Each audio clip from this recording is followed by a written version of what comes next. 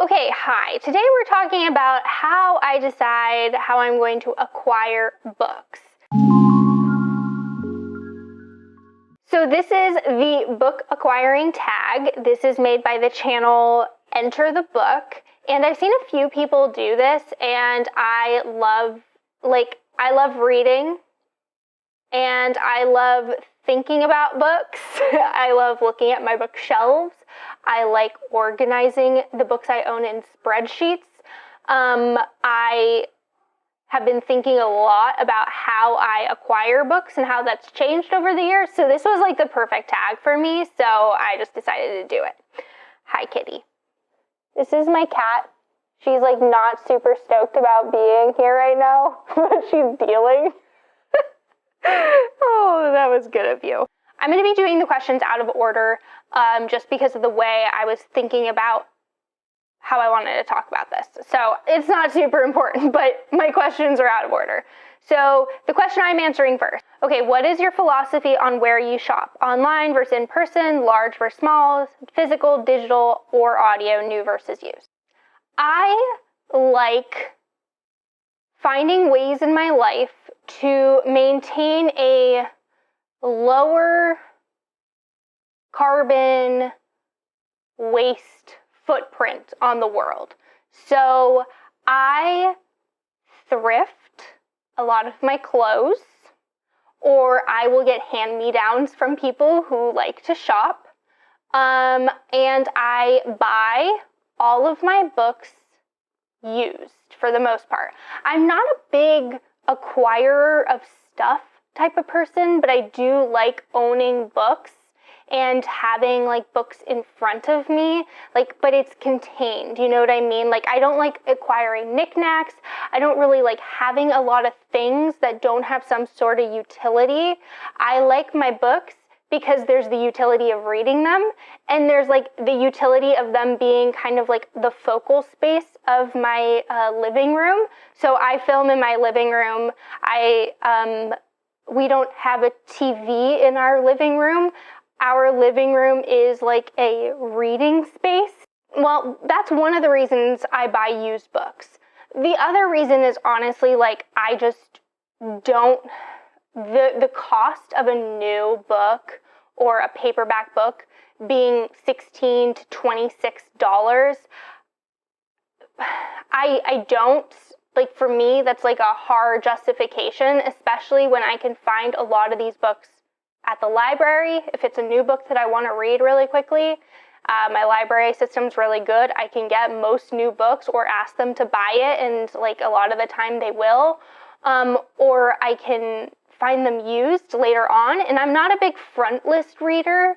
I'm not like a classics reader, but I don't like to be the first person to read a book. Like, the idea of NetGalley and stuff doesn't appeal to me at all, because I kind of want to know other people's reception of a book before I pick up a book personally. I mainly buy used books, and I typically buy them in person because I really like supporting used book stores, and keeping the idea of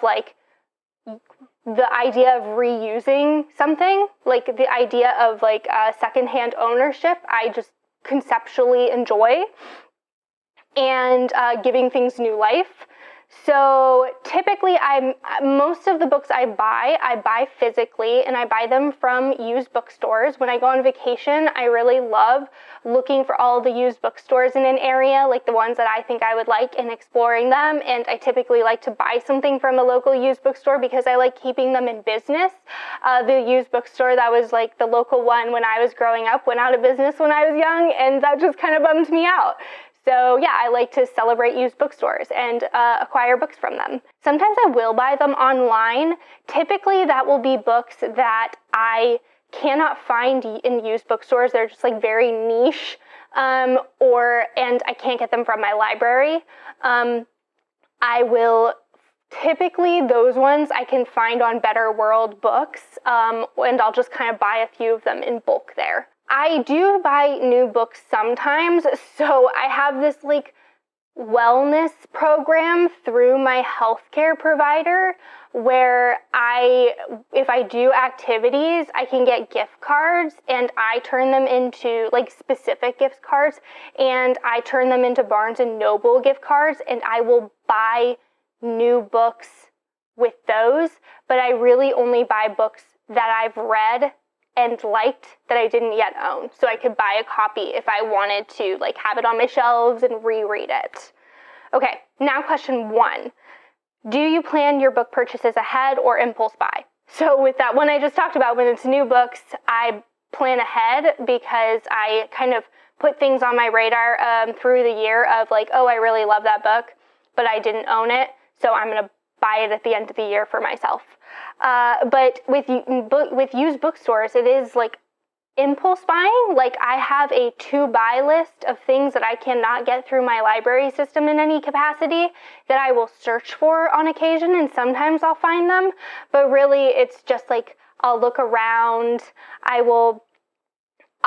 I'll just see what's there. And I love, this is something I used to do with my dad growing up. We used to go to like, the family used to go to like California Pizza Kitchen sometimes for dinner, and there was a Barnes and Noble across the street. So we would like, you couldn't put in a reservation beforehand, so we would go put in a reservation. It would be like a 45-minute wait, and then we would go over to the bookstore and like peruse the shelves, and I would just find random books and pick them up.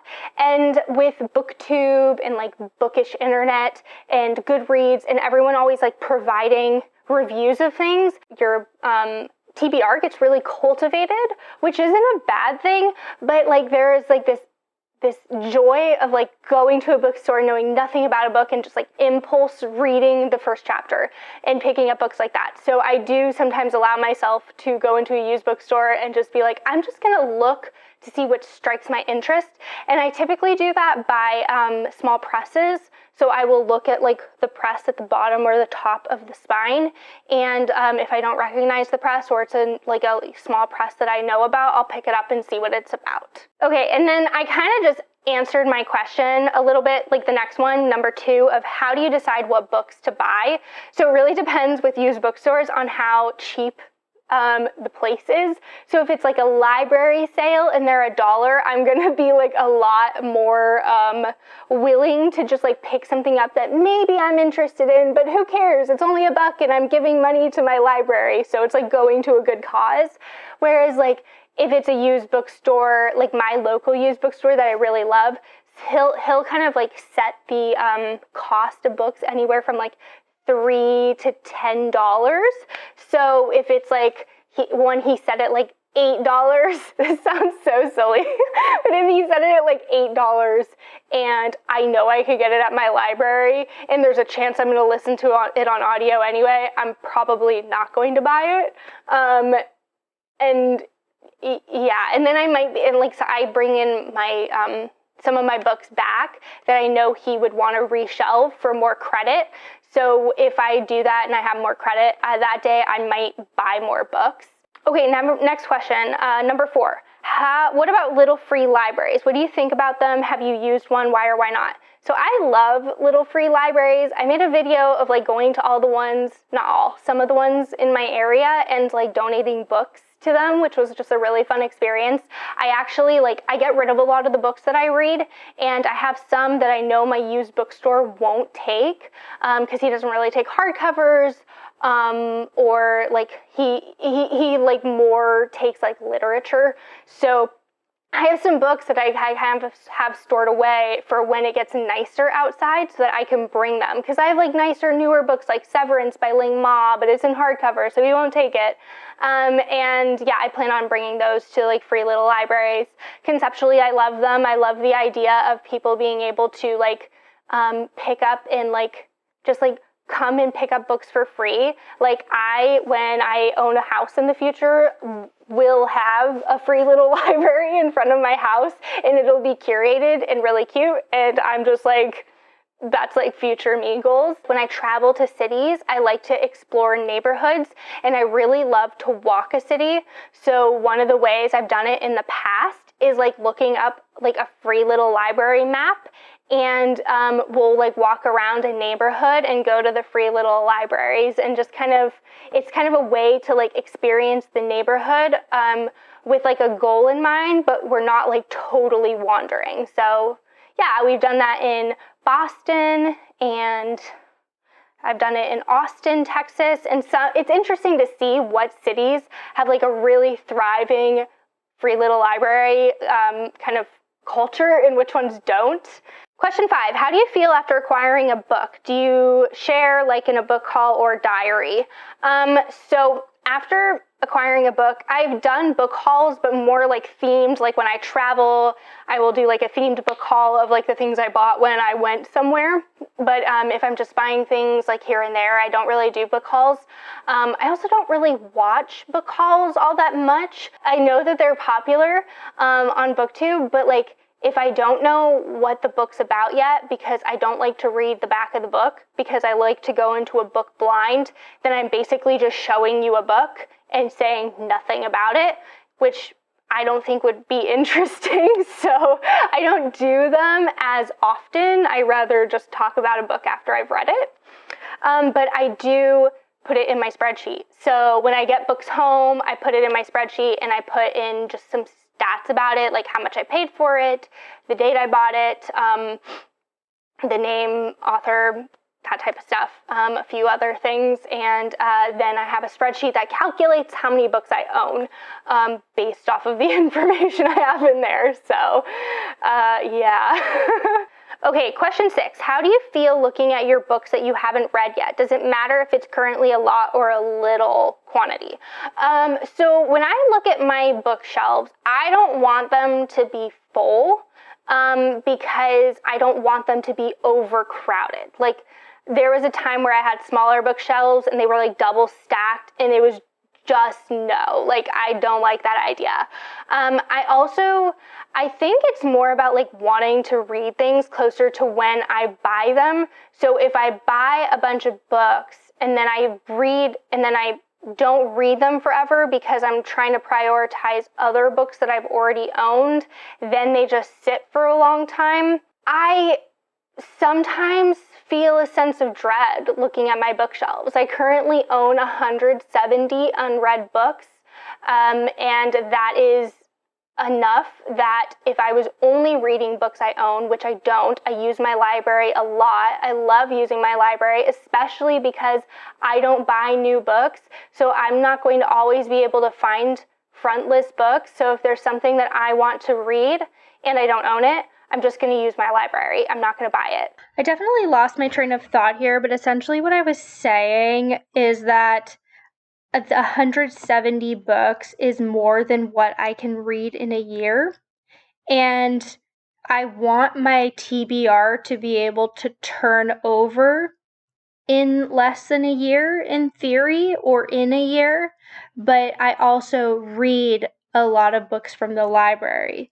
So taking that into consideration, if I read about 125 books a year, or we'll round down and say 100, if I read 100 books a year and I took out 50% of them from the library, then that would mean I could get through 50 books that I own in a year. So I would target my TBR probably a little above that, because 100 is a lower estimate of what I read. So anywhere to 50 to 75 books is what I would actually want to own unread. I like everything that I own to have utility. So then if I'm not engaging with the utility of the item, I question why I own something. And I really think about most everything I own in that space. So if I've read a book or if I've owned a book for 4 years, 5 years, and I've never picked it up, I question, am I ever going to pick it up? Is there someone else that would want to own this and pick it up? And so that's kind of where that thought process comes from. Sometimes I look at my bookshelves and I'm like, oh my God, you're so beautiful. And then other times I'm filled with dread. Not to be dramatic. Okay, next question. Do you have a book buying problem? If so, what is the nature of it and can it be adjusted? So, yeah, I would say, like, for me, because I don't want to keep increasing my TBR, I want it to stay steady at a certain point, and at this point I want to reduce it. I have been acquiring books faster than I read them, and so it's constantly growing, which means it's not aligned. My book buying is not aligned with what I want my physical TBR to look like. So I made a video where I talked about a plan to kind of like create a credit system for myself of like book tokens, which not my idea. I saw Maddie at Book Browsing Blog do this. She's doing like a whole book buying band TBR like book buying band bingo. It's fun to watch. Mine's not fun like that. It's just like a way to kind of like keep myself accountable to my goal of reducing my TBR, which means reducing the number of books I buy. And I'll make a video in the next few months on like how that's been going. And so far, cross my fingers, I'm going on vacation soon, so who knows what's gonna happen, but it's been working. Okay, next question. Do you have a TBR game or process for reading them? I've been like a booktube watcher for far longer than I've been a booktube creator, and I've always had fun with like month-long readathons. So sometimes that's how I decide what I'm going to be reading for the month. I also have goals or reading intentions for the year. I have like a list of 22 nonfiction books I want to read in 2022. I have series that I want to complete in 2022. I have like classics I want to read and stuff like that. So I kind of, when I'm at a loss for what I want to read, I go back to my like reading intentions and kind of question if there's anything that I want to read there, or like do I want to do a vlog or something that might kind of guide my reading when I'm feeling stuck. But I don't really do TBRs that often. I just did one, but it's more for like a themed reading month that I'm going to have. Those were all the questions.